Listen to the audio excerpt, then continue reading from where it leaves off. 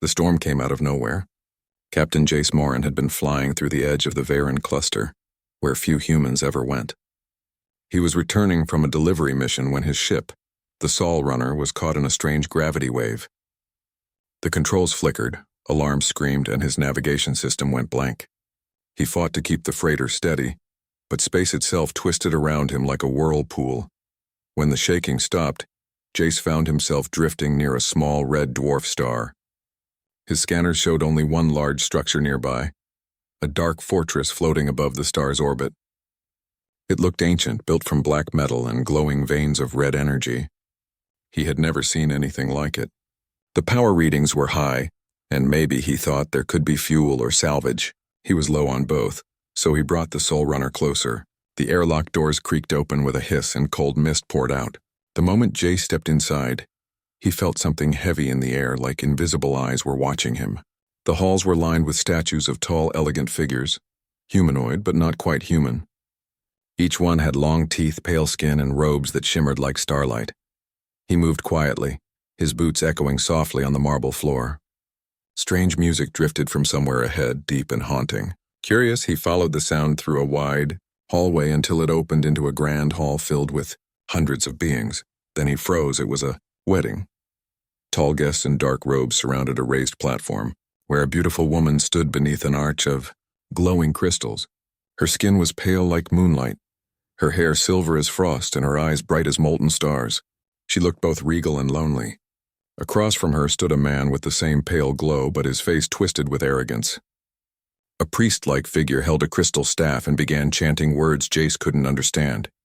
He realized, too late, that he had walked right into the middle of the ceremony.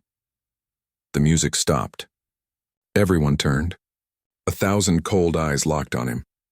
Someone hissed. The bride gasped. The groom snarled, his voice sharp as steel. "A human here. Who dares violate the sacred union of the Varen lords?" Jace raised his hands, trying to explain. "I didn't mean to interrupt." "I'm lost. My ship was—" Silence. The groom shouted, and the guards moved forward. Their armor shimmered like shadows. They had fangs, real ones, and their skin looked almost transparent under the red light. But before they could reach him, the bride stepped forward. Her voice was soft, but everyone stopped when she spoke. "Wait." She looked at Jace with curious eyes. You came from beyond the cluster?" Jace nodded slowly, not sure what to say. "Yes, from Earth." A murmur spread through the hall. The groom's face darkened. "Impossible. Earth is forbidden." But the bride kept staring at Jace as if she knew something the others didn't. "I have seen you," she whispered. "In my dreams. The stars showed me your face." Jace blinked, confused. "I think there's been a mistake." "No," she said softly. "It is destiny." Before he could respond, the crystal arch behind her began to shake. The red energy running through the walls flared, reacting to her words. The priest shouted something about prophecy and doom. Then the entire hall exploded with light. Screams filled the air. The floor cracked and pillars fell. The wedding guests scattered as waves of shadow rose from the ground, forming monstrous shapes with burning eyes. Jace's instincts kicked in. He ran toward the bride, grabbing her hand. "Come on," the groom yelled. "You fool!" "You've doomed us all." But Jace ignored him. He pulled the woman, Lady Seraphine, someone called her, away from the collapsing platform. She hesitated only for a second before running with him. Together they raced through the shattered halls as the fortress began to shake apart. "What's happening?" Jace shouted over the noise. "The seal is broken," Seraphine replied, her voice trembling. "My bond to the ancient blood is gone. The old lords are awakening." That didn't sound good. They reached the main corridor, dodging falling debris and energy bursts. The shadows were right behind them, whispering words that chilled his blood. Jace pressed a button on his wrist communicator. "Sol Runner, prepare for launch." When they burst out through the airlock, the fortress cracked open like a dying star. Seraphine looked back one last time as the great towers fell into the red light of the dwarf sun. She seemed torn between sorrow and relief. Jace guided her into his ship, sealed the hatch, and jumped into the pilot's seat. The engines roared to life, and the Sol Runner blasted away just as the fortress collapsed in on itself. Pieces of burning debris followed them into space. Inside the cockpit, the emergency lights flickered. Seraphine stood silently behind him, her silver hair reflecting the glow of the controls. When the danger passed, Jace turned to her. Mind telling me what that was? She sat down slowly, her eyes distant.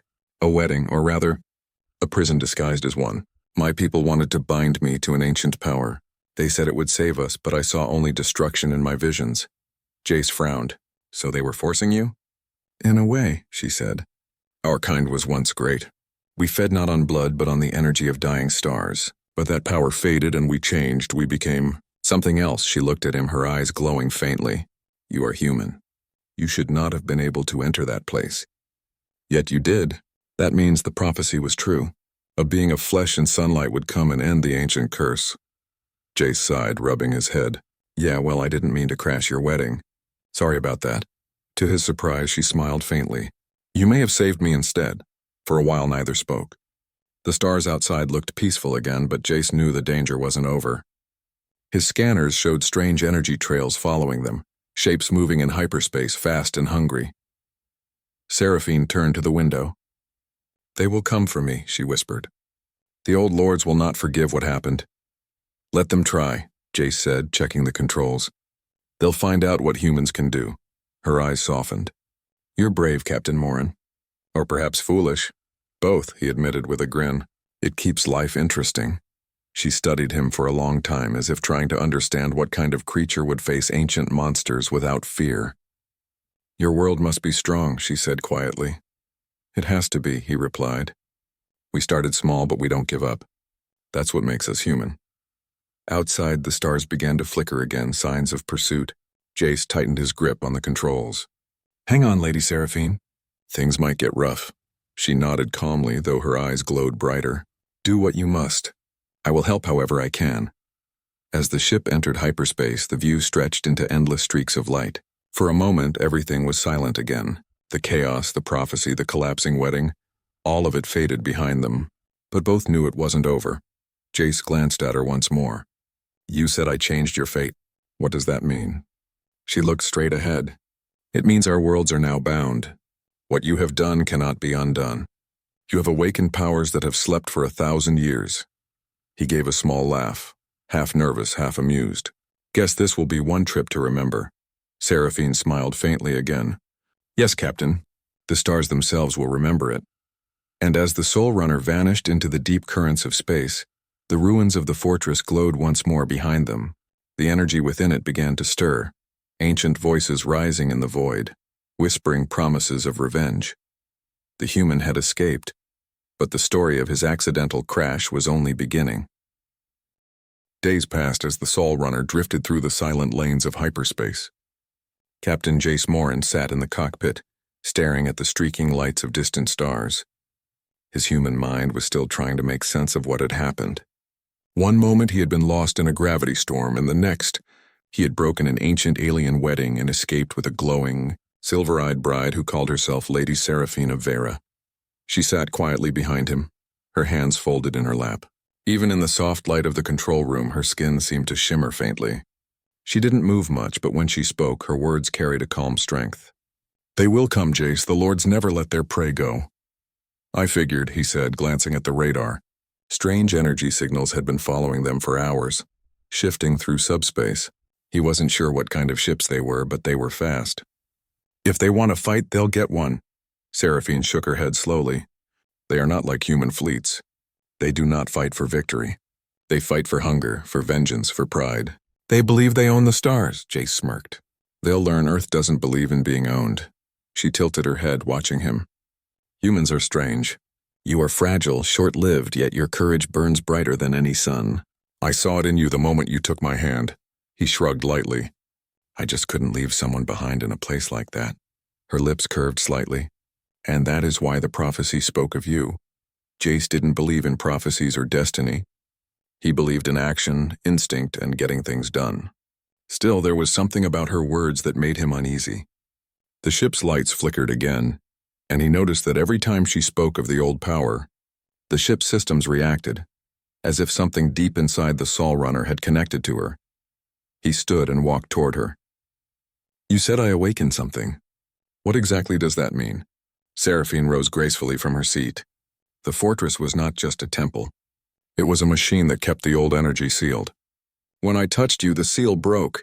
The energy bound itself to you, to your living blood. Jace frowned. You mean this ship is running on some kind of ancient vampire power? She nodded, partly. It is the essence of the dying suns, what my people once fed upon. It responds to life, to will, to courage. That is why it follows you. Jace didn't fully understand, but he didn't need to. He just knew it gave them a small advantage, and right now that was enough. Suddenly, the radar flashed red. Multiple signals appeared behind them, large, fast, and closing in. Well, Jace said, strapping into his seat. Looks like your friends found us. Seraphine moved beside him, her silver eyes brightening. They are not my friends.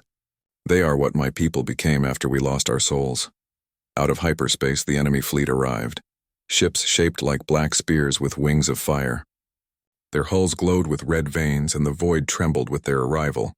Jace had never seen anything so terrifying, yet his heart pounded with excitement. Hang on, he shouted and pushed the engines to maximum thrust. The Sol Runner shot forward like a meteor, weaving through bursts of crimson energy. Seraphine raised her hand, and the ship's shields flared with white light. Each blast that hit them turned into sparks and faded. How are you doing that? Jace asked, struggling with the controls. I am lending you my strength, she replied. But it will not last long. The chase turned into a wild storm of light and motion. Jace's hands flew across the controls. He released gravity mines behind them, small metal orbs that exploded into waves of distortion. The pursuing ships were thrown off course, spinning wildly. But more kept coming. Jace grinned. They don't give up easy. They are driven by fear, Seraphine said. They know what happens if the prophecy becomes true. A human and a Veyran joined in choice, and not in chains, man could end their rule. Her words made him glance at her. Joined? You mean married? She smiled faintly. It is what your kind would call it. Our bond is already forming. The energy chose you, and through you it can be free. Before Jace could reply, a massive explosion shook the ship. The enemy flagship had fired a beam of red energy that cut through their shields. Warning lights flashed everywhere. Jace gritted his teeth. We can't take another hit like that. Seraphine placed her hand on the console. Then we will not. Her eyes glowed brighter, filling the cockpit with silver light. The symbols on the ship's panels changed. Human letters mixed with alien runes. The Sol Runner's engines roared with power beyond anything Jace had ever seen. What did you do? He shouted. I gave it my soul, she said softly. Now it will answer both of us. The ship twisted sharply and vanished into a burst of light, reappearing right in front of the enemy fleet. Jace fired all weapons, plasma bursts, railguns, and fusion torpedoes. The explosions tore through the enemy ships, scattering them across the stars, but the flagship still remained. It was enormous, covered in dark energy that moved like smoke. From its bridge, a figure appeared on the comm screen, the same groom from the wedding. His eyes burned with hatred. You cannot run forever, Seraphine, he hissed. You belong to the blood. Not anymore, she said firmly. I belong to freedom, the Lord sneered. And the human? He will burn with you, Jace smirked. Try me. The flagship fired another beam, but this time Jace didn't dodge. Seraphine pressed both hands against the ship's control core, and a wave of pure light surged outward. The beam dissolved before reaching them, and the light kept growing until it became a blinding storm that consumed the entire battlefield. When the light faded, the enemy fleet was gone. Only drifting fragments remained. The space around them was quiet again. Jace exhaled slowly. Did we win? Seraphine leaned back weakly, her glow fading. Yes, but at a cost. He turned and saw that her skin had lost its shine. Her voice trembled. I used too much energy. The curse is breaking. I can feel it leaving me. Jace moved closer. What happens now? She smiled faintly. Now I become mortal again. Free to live or die by choice, he didn't know what to say. For the first time, she looked truly human. Tired but peaceful. You saved not only me, she said softly, but my entire race. The old power is gone. The stars are clean again. Jace knelt beside her, resting a hand on her shoulder. Then it's over. Not quite, she whispered. A bond once made cannot be undone. You carry part of my light now. Where you go, I will follow.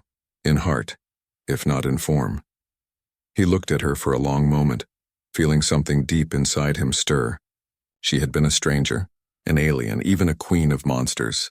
But now she was simply Seraphine, someone who had chosen freedom over eternity. He smiled quietly. Then I guess we're partners. Her lips curved into the faintest smile. Yes, Captain. Partners among the stars. Later, when the Sol Runner landed on a quiet moon to rest, Jace stood outside gazing at the horizon. The sun there was small and golden. Beside him, Seraphine stood wearing a simple cloak, her silver eyes reflecting the light. This world is peaceful, she said. No hunger, no masters, no fear. Perhaps we can build something here. Jace nodded. A home? A beginning, she said softly. The wind stirred the dust around them as two distant suns rose together.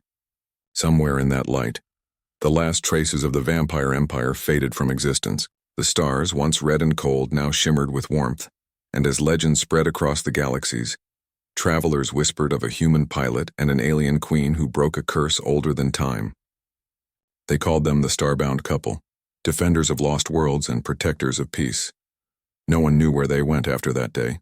Some said they built a new colony where light and shadow could live together. Others claimed they still traveled among the stars, helping those forgotten by history. But every story ended the same way, that a human's courage and an alien's heart had changed the fate of galaxies forever. And whenever a wedding bell rang beneath a distant sky, people sometimes looked up and smiled, remembering the tale of the man who crashed a vampire wedding and found a destiny far greater than any he had ever imagined.